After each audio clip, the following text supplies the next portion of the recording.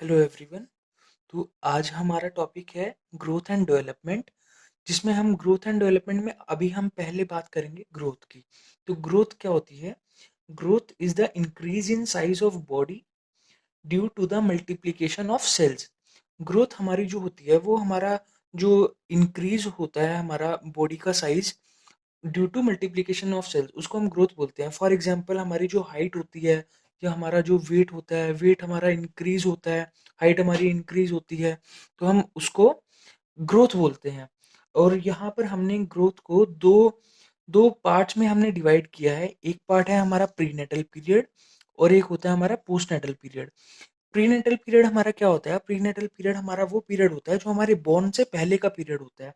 इसका मतलब जो हमारा बॉर्न से मतलब जो इंटरनल एनवायरनमेंट में जो हमारा होता है, मतलब जो हमारा वॉर्म का जो पीरियड होता है, इसको हमने भी तीन स्टेजेस में हमने डिवाइड किया है। जो हमारा पहले फर्टिलाइज्ड या फर्टिलाइज्ड एग जो होता है, उसके बाद एम्ब्रियो और उसके बाद फीटस। जो हमारे प्रीनेटल पीरियड होता है ये 9 मंथ्स या फिर 40 वीक्स का पीरियड होता है इन जनरल।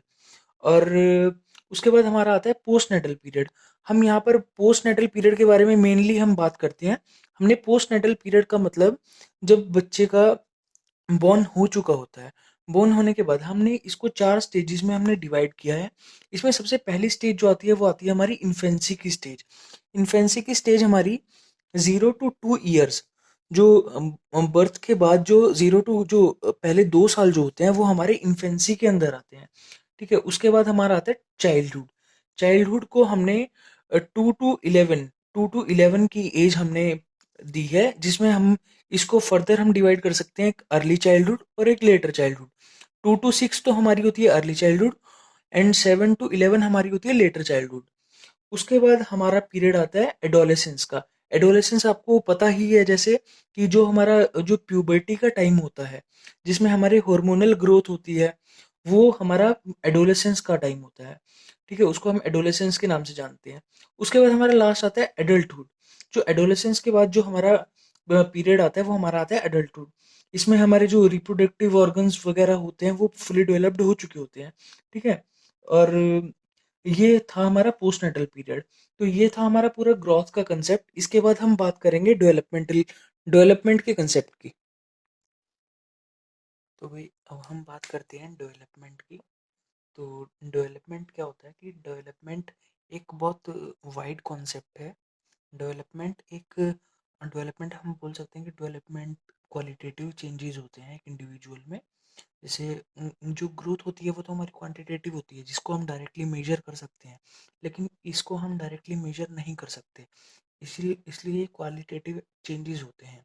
डेवलपमेंट हमारी डिपेंडेंसी से ऑटोनॉमी में होती है। जैसे एक बच्चा होता है वो अपने पेरेंट्स पर या किसी दूसरे पर डिपेंडेंट होता है, और वो डिपेंडेंसी से ऑटोनॉमी तक जाती है, और हम कह सकते हैं कंसेप्शन से डेथ तक जाती है। डेवलपमेंट हमारा एक कॉन्टिन्यूस प्रोसेस है जो हमारा लाइफ लॉन्ग चलता है, वो कभी हमारा बंद नहीं होता ये प्रोसेस। तो उसके बाद हम बात करते हैं कि हमने जो ह्यूमन डेवलपमेंट जो है हमने इसको कुछ 5 पॉइंट्स में हमने डिवाइड किया है। ये जैसे मैंने बताया कि ये एक बहुत वाइड कॉन्सेप्ट है ह्यूमन डेवलपमेंट की। हम पहले बात करते हैं फिजिकल डोमेन की रिस्पेक्टिव में। फिजिकल डोमेन में क्या आता है? जैसे इसमें हमारी जो फिजिकल डेवलपमेंट जो होती है, इंक्लूडिंग हमारी मसल्स, बोन्स और जो हमारे ऑर्गन्स होते हैं। जैसे हमारा एक ग्रोस मोटर डेवलपमेंट होता है। ग्रोस मोटर में हमारा क्या होते हैं?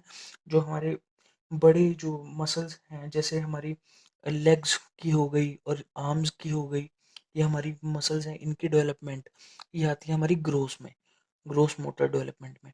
फिर आती है हमारी फाइन फाइन मोटर में हमारी आती हैं जो स्मॉल मसल्स होती हैं, जैसे हमारी हैंड्स की हो गई या फिंगर्स की हो गई।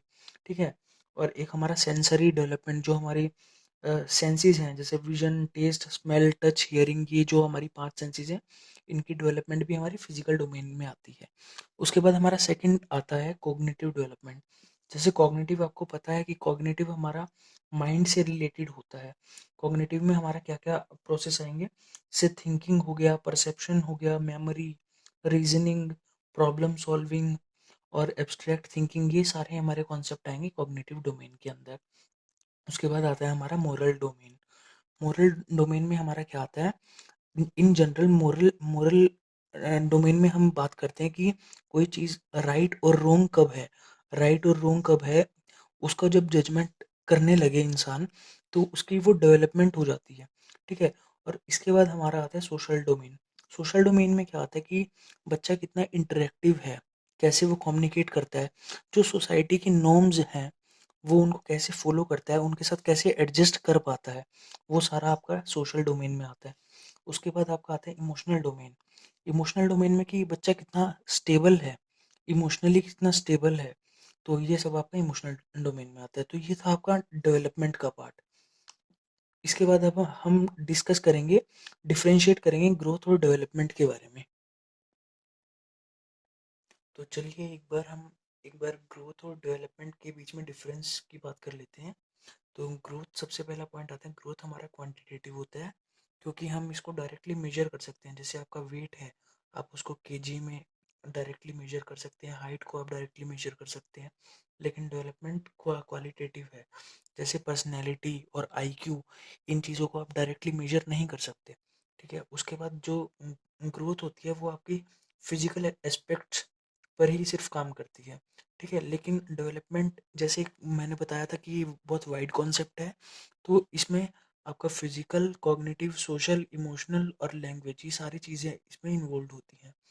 उसके बाद ग्रोथ जो है उसमें वो सिर्फ हाइट और वेट तक ही लिमिटेड है, लेकिन डेवलपमेंट में बहुत सारे चेंजेस हैं, जैसे ये सारे एस्पेक्ट्स इसमें इंक्लूडेड है। उसके बाद ग्रोथ जो है वो आपकी एक सर्टेन पीरियड पे आके रुक जाती है। जैसे आपकी एक हाइट है, वो एक स्टेज पर आके रुक जाएगी, लेकिन जो डेवलपमेंट है वो आपकी कॉन्टिन्यूस है, वो एक लाइफ लॉन्ग प्रोसेस है, वो आपकी डेथ तक चलेगा। जैसे उसमें आपके अलग अलग एक्सपीरियंसेस होंगे, आपकी लर्निंग होगी, तो वो डेवलपमेंट आपका इट कंटिन्यूज टिल डेथ। उसके बाद growth, it can be measured but it can only B assessed. Development को आप डायरेक्टली मेजर नहीं कर सकते, उसको आप ऑब्जर्व कर सकते हो, असेस कर सकते हो। उसके बाद ग्रोथ जो है वो ऑब्वियसली एक डेवलपमेंट का एक पार्ट है। डेवलपमेंट एक वाइड कॉन्सेप्ट है और ये एक नैरो कॉन्सेप्ट है। ग्रोथ डेवलपमेंट का ही एक पार्ट है, बट डेवलपमेंट ग्रोथ का पार्ट नहीं है। जैसा आप इस वेन डायग्राम से आप समझ सकते हैं, ग्रोथ डेवलपमेंट का ही एक पार्ट है। तो ये था हमारा ग्रोथ और डेवलपमेंट का टॉपिक। तो आई होप आप सबको ये क्लियर हो गया होगा कॉन्सेप्ट। Thank you.